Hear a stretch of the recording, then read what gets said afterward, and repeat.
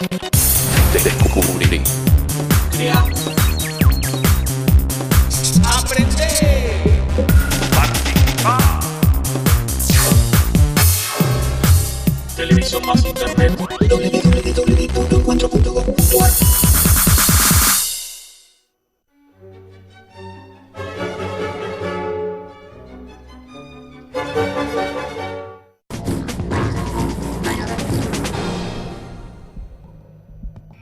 Una de las principales reivindicaciones populares en Latinoamérica se refiere a la tenencia de la tierra, el motivo central de la lucha del movimiento social más grande del mundo, el de los trabajadores rurales sin tierra en Brasil.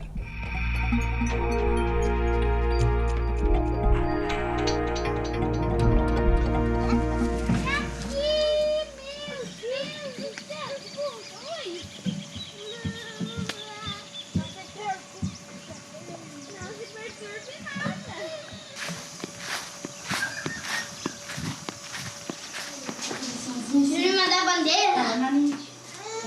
Tá lá em cima, eu acho, no quarto. A bandeira. Agora, Cristiana, eu quero... Você quer? Município de Pontão. Nossa, na Fazenda Noni, é? Fazenda Noni é assentamento da Fazenda Noni. O que é a Fazenda Noni? Fazenda Noni é um assentamento do assentamento maior, quase, né, do Rio Grande do Sul aqui, né.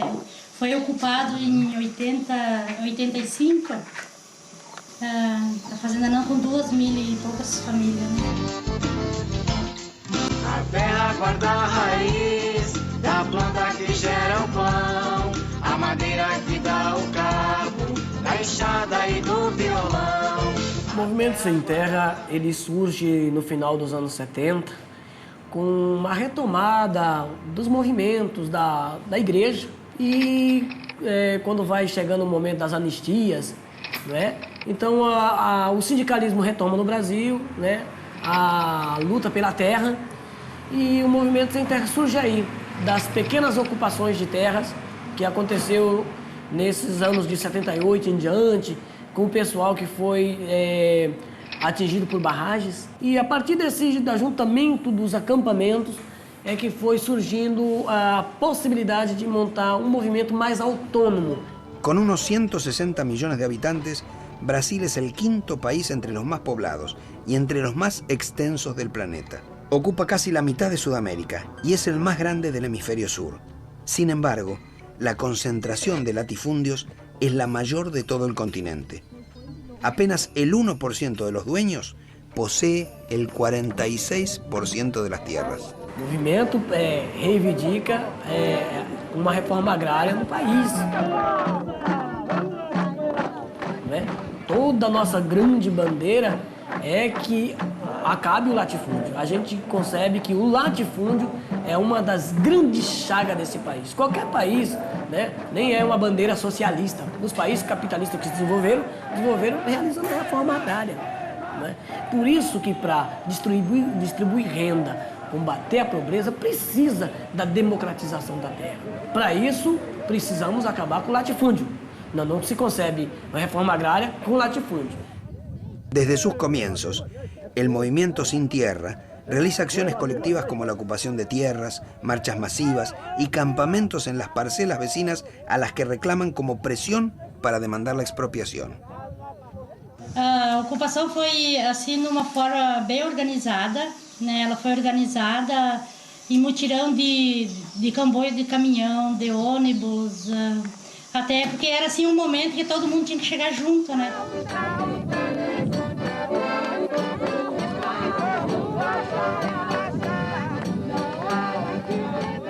Várias lembranças importantes. Uma foi da noite que nós chegamos na ocupação, que era uma noite de lua clara, tu olhava longe no mato, assim, não chegava longe. E aí nós com os facão, cortando vara para montar os barracos, e há estouro de facão naquelas madeiras, e risada, e grito, e para nós aquilo era uma farra, tava num piquenique. Aí a repressão chegou ali no outro dia, né? Era um aparato muito grande de polícia, até teve um companheiro que foi machucado, né? Arroz, morreu, né? Morreu gente também. Na verdade, não ali no acampamento, em luta, briga ali, né? Morreram o pessoal nas lutas, né? Agora ali, por exemplo, a polícia tinha uma época ali, teve um aparato de arma ali que eu, quando vim para ali, que ia ser que existia aquele tipo de arma que eu não conhecia. Grandes vitórias do MST nesses anos todos é da gente ter hoje mais de 400 mil famílias assentadas, né? De pessoas que estavam vivendo nas situações mais vergonhosas, na periferia, né?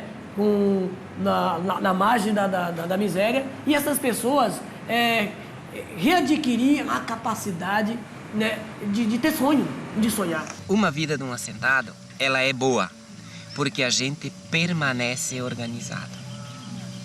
Então, se nós tivéssemos como objetivo único e exclusivo a terra e ser assentado e largada a organização, eu creio que nós seríamos excluídos da sociedade hoje. Mas como a gente permanece organizado, a gente permanece de forma grupal ainda. Tem 3 tipos de trabalho dentro da Fazenda Noni, que é coletivismo, associativismo e agricultura familiar. Então, mas mesmo assim a gente continua organizado. E é só organizado a gente permanece na terra, senão, de forma individualmente, a gente perde o sentido. Una característica notable del movimiento es la importancia que le asigna a la educación. Con el apoyo de UNICEF, UNESCO y programas nacionales, los Sin Tierra llevan instaladas más de 1.800 escuelas en sus campamentos y asentamientos. A educação é um dos grandes setores do MST. Surgiu nos anos 80, no final dos anos 80, quando a gente começou a organizar os assentamentos. Também a gente sentiu a necessidade de organizar a educação a partir do acampamento. Por quê? Porque o setor de educação trabalha construindo uma nova educação, a educação própria para o campo, né? Nós queremos uma forma de educação para o campo. Por quê? Porque a pedagogia da terra ela tem que ser diferenciada da pedagogia que a gente tem curricular da forma que é. Por quê? Porque as escolas de assentamento é uma forma diferente de aprender. Essas crianças, essas pessoas vão para a luta a partir do conflito, né? São sujeitos de sua história, são diferentes, são mais críticos de sua história. Nós fizemos um convênio com o governo federal, né? Porque nós queremos, num curto espaço de tempo, ter nossos assentamentos e acampamentos ser território livre do analfabetismo.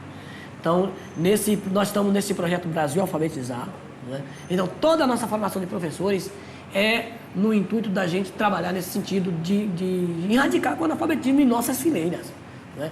Um projeto fantástico que o MST tem no campo do ensino, né, da educação, é que todos os dirigentes nossos têm que ter 2º grau. Então, toda a nossa militância, que hoje são quase 20 mil voluntários militantes integral do MST, todos esses estão na escola. Chama-se projeto de escolarização. Por quê? Só pode dirigir as coisas quem sabe. El movimiento de los Sin Tierra está organizado en 23 de los 26 estados del Brasil y su estructura da una idea de las dimensiones y el alcance del movimiento. Los Sin Tierra reúnen las características definitorias de los movimientos sociales en Latinoamérica. Es una organización originada en reivindicaciones muy específicas que se expande en los 80 y los 90 como movimiento de oposición a las políticas neoliberales, conjugando sus demandas por la tierra con principios más amplios de derechos y justicia social. Então, se você resgata as nossas raízes, você resgata a solidariedade. Então, nós temos no movimento um trabalho forte nesse aspecto do resgate, da recuperação da nossa cultura, da verdadeira cultura camponesa, que valoriza pequenas coisas simples da vida, mas que são fundamentais, que coloca no centro do nosso dia a dia não o dinheiro, não ganhar, não o enriquecimento, mas sim a sobrevivência nossa enquanto espécie, enquanto pessoas, enquanto seres humanos. E é um processo simples de fazer, mas difícil. Então, para mim, o Sem Terra ele é esse sinônimo de povo, de pessoas organizadas em luta para mudar essa sociedade, para ter uma sociedade mais justa. Terra guarda a raiz da planta que gera o pão.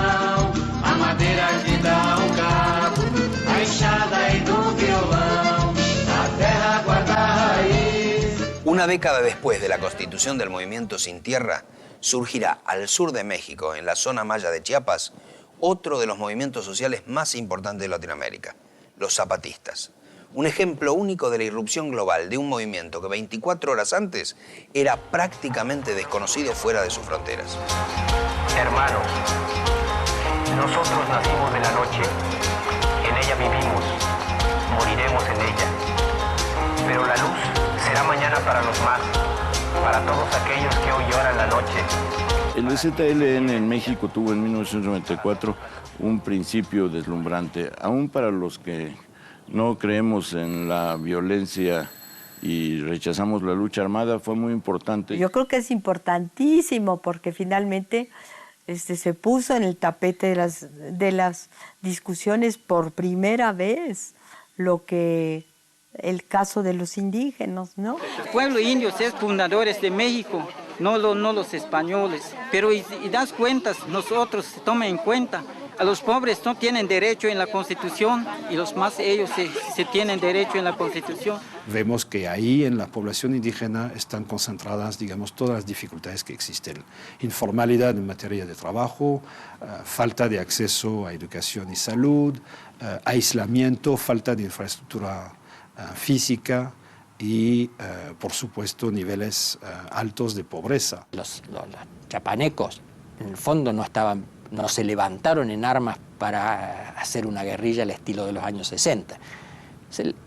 Crearon propaganda armada, que es otra cuestión bien diferente. Pero la reivindicación es de base social y política, ampliar la democracia política en México.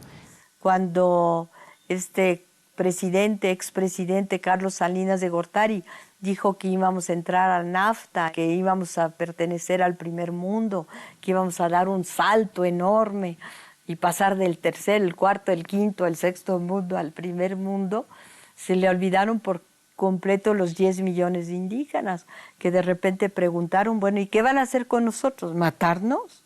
Fue muy importante que se convirtiese en un movimiento social y que hubiese el discurso del subcomandante Marcos, que dialogó por unos años con la sociedad mexicana de una manera muy consistente. Y el camino marcará a los que vienen atrás. Una suma de características contribuyeron al impacto del movimiento zapatista.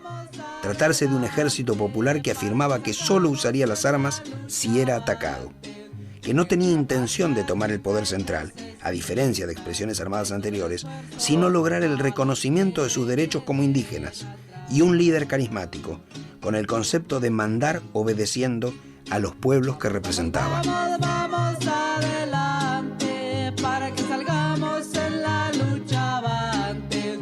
Efectivamente es un movimiento que desató un enorme interés a nivel mundial.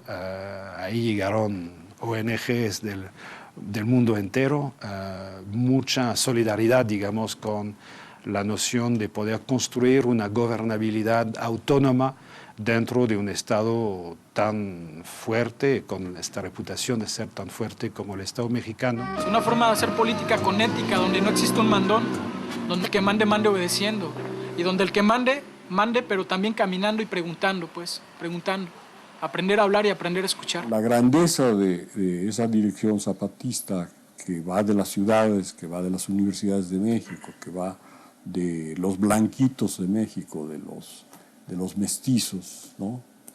La grandeza de ellos fue darse cuenta que no podían dirigir a los pueblos indios y que más bien se tenían que integrar a ellos, y esto de mandar obedeciendo no es una manera de hablar, es en serio.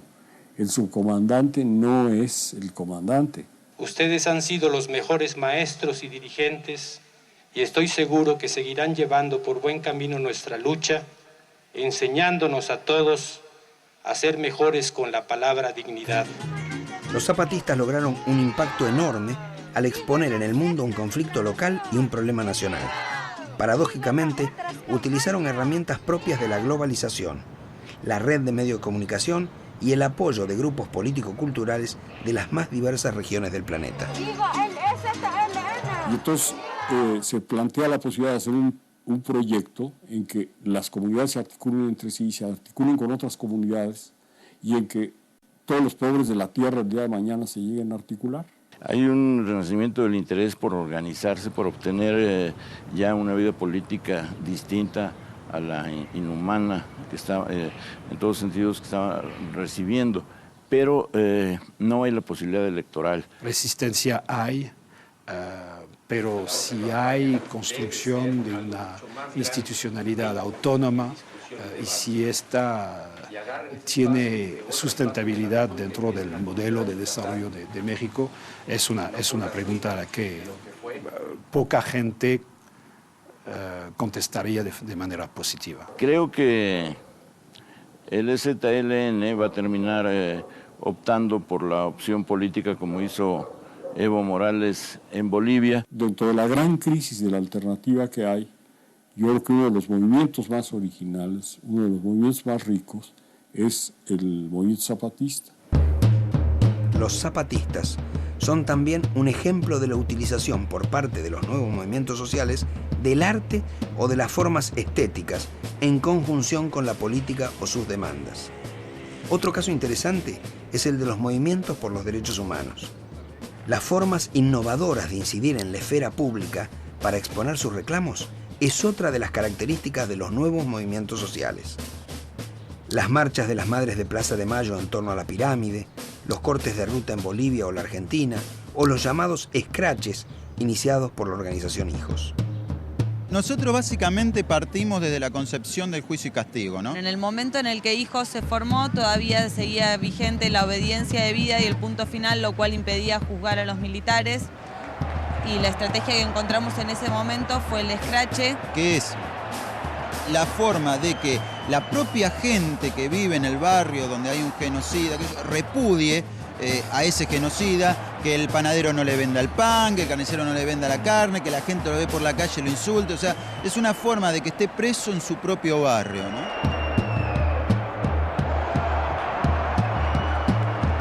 En las últimas décadas, crisis económicas, políticas, antipopulares u escándalos de corrupción provocaron movimientos masivos de protesta que en muchos casos terminaron con gobiernos locales o centrales.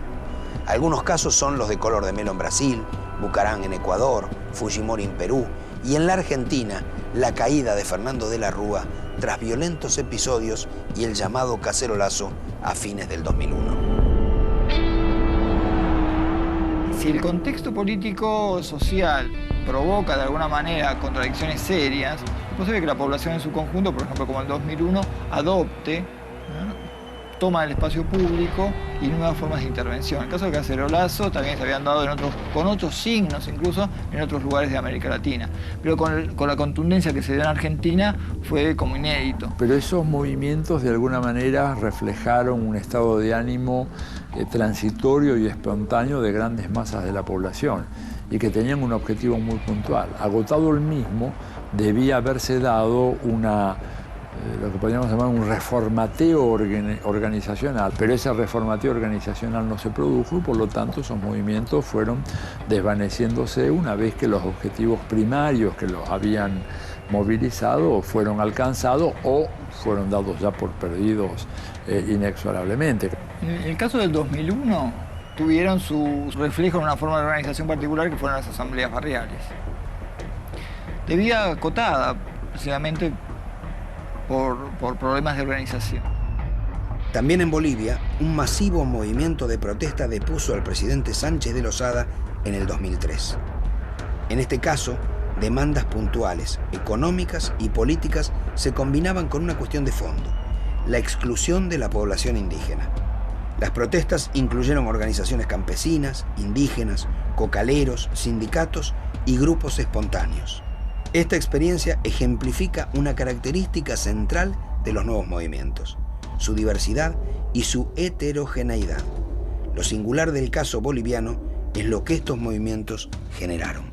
Yo creo que, a pesar de su atraso, Bolivia es un país que ha dado muestras de ser el primero que logró transformar a sus movimientos sociales en una opción política. Eso no lo pudimos hacer acá en la Argentina, ¿verdad? Los grandes movimientos sociales que derrumbaron al gobierno de la Rúa en el 2001 no fueron capaces de crear una nueva institucionalidad política. En Bolivia eso se ha creado. Esa tentativa tampoco se logró dar en el Brasil de Lula, de manera que en ese sentido me parece a mí que Bolivia está marcando un camino muy importante. Supone la transición de movimientos sociales que se coaligan, que articulan una propuesta de síntesis global de demandas, con un fuerte eje no excluyente en el reempoderamiento de la población indígena mayoritaria en Bolivia. El 60% de los bolivianos son indígenas. Y a mi juicio, lo que ocurrió con el MAS es una buena ruta de cómo nuevos movimientos sociales pueden expresar y proyectar la demanda de una nueva democracia, en donde haya un reempoderamiento de viejos marginados ancestrales, haya una reinvención de la ciudadanía y donde esa crisis de representación dé lugar a nuevas modalidades de representación que funden una nueva ciudadanía.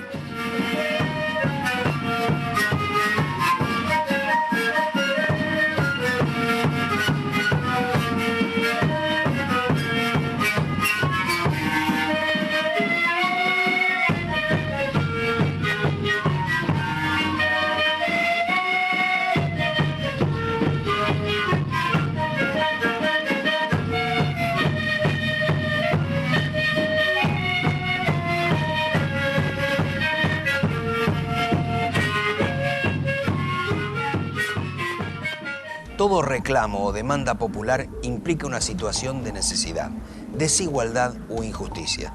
Si nos guiamos por la cantidad de reclamos, la actualidad de Latinoamérica lejos está de ser auspiciosa.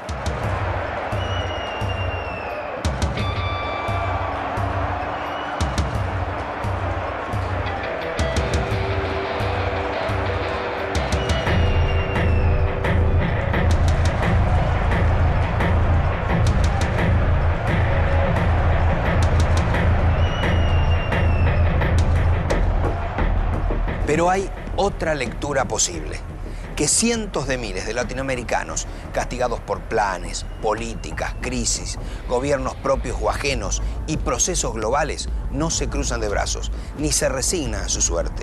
Con aciertos y errores, hoy están alerta y dispuestos a unirse y reclamar por sus necesidades o sus derechos.